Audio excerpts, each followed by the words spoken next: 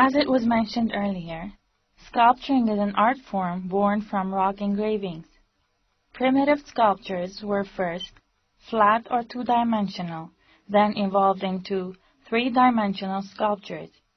It is hard to say when sculpturing developed in Armenia. However, it is safe to conclude from the few evidences that we have that sculpturing started in Armenia during the Stone Age. Armenian sculptures were closely tied with Armenian beliefs, like the deities of fertility, motherhood, sun, water, and other symbols representing natural forces. Beautiful examples of early Armenian sculptures are the eagle statuettes excavated from Artashat and slopes of Arakat mountain. One of these bronze statuettes is located at the Louvre Museum of France, and the second one is in the Museum of History of Armenia. These statues are great representatives of the national traditional style. Some Armenian sculptures are related to the worship of sun, fire, moon, and water. Here, the eagle symbolizes the sun, and the deer or reindeer, which the eagle rests upon, symbolizes the moon. The whole picture represents the interchangeable roles of the sun and the moon. The huge stone sculptures called dragons are very unique monuments. These are gigantic statues that can be fish-like or in the shape of columns with bar-lifts of goat fur or head, birds, and other figures. The dragons are very uncommon. They have been found in very few countries like Armenia, Ireland, Georgia, and Mongolia. These dragons belong to the 4th to the 1st millennium BC. They were probably dedicated to the water and fertility deities. Human figures have been sculptured in the 13th to the 8th centuries. The deities are sculptured in the form of humans. They have very old and simple style, that is, the old Armenian style. This female deity statue from local tuff zone was found in the old Armavir. Many interesting statues have been found in the areas of Red Hill and Erebuni. These statues depict complete human figures or just their heads representing deities. They have simple lines. Their faces are smooth. The eyes are very shallow openings or round holes. A simple line represents the mouth, and the neck is very thick. One good example is this 12th century statue found in the house of a rich man in the city Teisheba.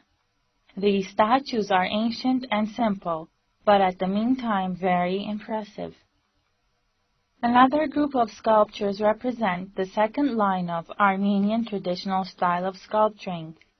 They differ from the previous group by their curvature and more natural and realistic look. The bronze statue of an armored soldier erected at the founding of the Erebuni fortress in 782 BC is a great representative of the above-mentioned group. A similar stone statue was found in Erebuni. The 8th century bronze statues found in the same region are major works of art of that period. These statues represent epical creatures like winged lions and bulls. For example, the statue which most probably was one of the legs of a throne is a winged creature with the head of a lion and body of a bull. This statue is displayed today in the Louvre Museum of Paris. The two handles of this throne were decorated by figures of two winged bulls. One of these statues is found in the Museum of Great Britain and the other in the National Hermitage Museum of St. Petersburg. Another set of interesting statues are the two bronze figures depicted with a human head and torso and a lower body of a winged lion. Their faces are made of white stone. Archaeological findings have shown that all these statues had a golden outer layer. The human female bird statues of bronze are very beautiful. They were erected on 700-liter deep bronze vats. A similar work of art is this bronze bull's head, which is kept at the Museum of Great Britain. The location and the time period of this unknown female statue are not known. Nonetheless, it is of typical traditional Armenian style. It represents motherhood and fertility deity. This statue of a male's head found in the area of Erebuni is again a good representative of Armenian art. Experts agree that this is a typical Urartu sculpture. This statue is different than the others by the stone used and the style, that is, the parts of the head are very well proportioned. The figure has almond-shaped eyes and a flat nose. Another noteworthy statue is a full-length statue of gray andesite stone, which used to be at the northern shore of Lake Sevan. Only the head, the arms, and the legs of the statue have survived. It belongs to the 6th or the 5th century.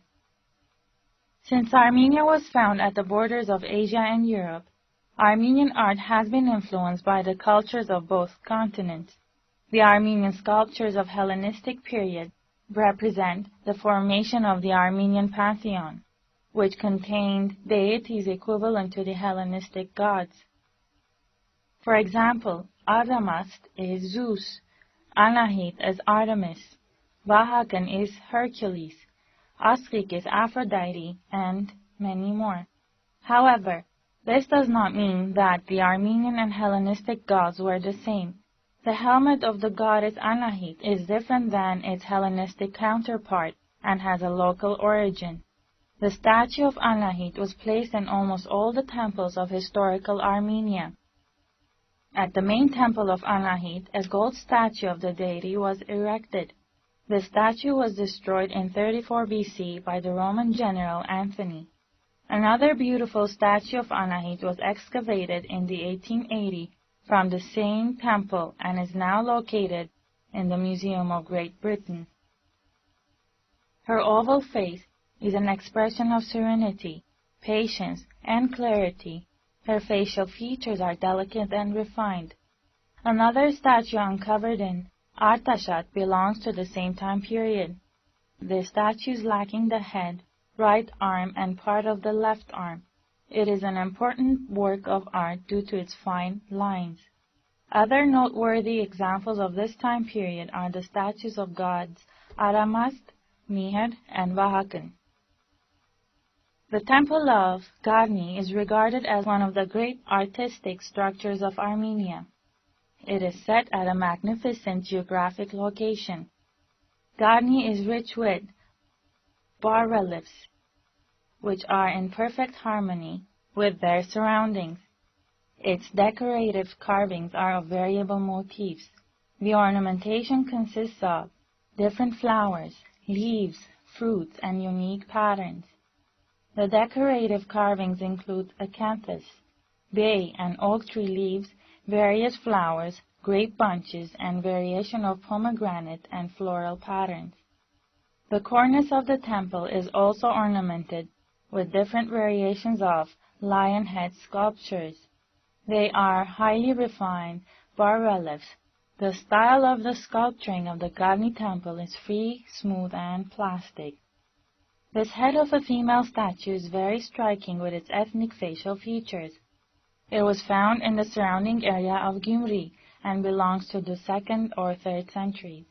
It is of typical Armenian style and it is made of local pink tuff. Clay statues were also widely spread in Armenia.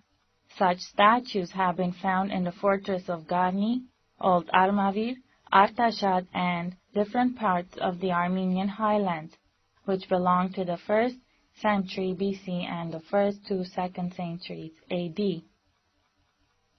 This form of art was very popular in the East, but each country used different subjects. The subject of motherhood was very popular in Armenia.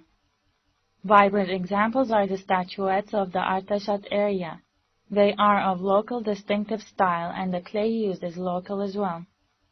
The Garni statuette is a depiction of a figure of a mother and her naked child leaning on her chest. The facial expression of the mother and the flowing lines of her veil impart a sense of serenity. A similar statue of Almavir shows a beautiful mother sitting holding her infant. This statue, compared to the previous one, is more expressive. During this time period, statuettes of riders have also been made. The riders have narrow hats with fluttering